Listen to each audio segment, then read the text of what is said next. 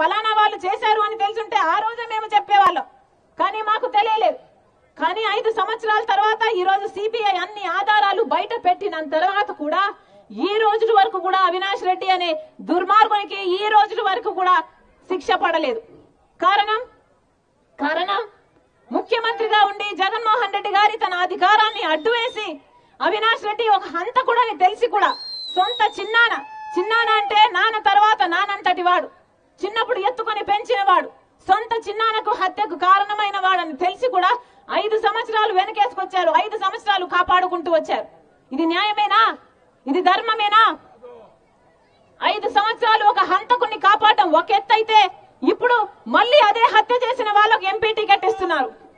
ఇది న్యాయమేనా? అది అడగడానికే. అందుకే రాజశేఖర రెడ్డి బిడ్డ ఈ రోజు అదే ఎంపీకి పోటీ చేస్తుంది. మీరు సమాధానం చెప్పండి.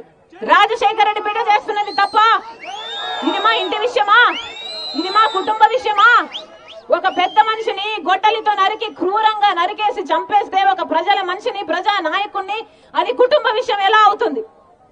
మీ నాయకుడు రాజశేఖర రెడ్డి మీ నాయకుడు, వివేకానంద రెడ్డి గారు మీ నాయకుడు. మీకు సేవ చేస్తే వీళ్లకు ఈర్ష్య పుట్టి వివేకానంద రెడ్డి గారి బ్రతుకున్నంత కాలము వాళ్ళ ఎదుగుదలకు అడ్డొస్తాడని, వాళ్ళ పక్కలో బల్లెమవుతాడని, వాళ్ళు కుట్ర పన్ని ఈ రోజు చంపారు అని సిబిఐ చెప్తున్నా కూడా ఈ రోజు వరకు కూడా ఒక్క రోజు కూడా అవినాష్ రెడ్డికి జైలు శిక్ష పడలేదు.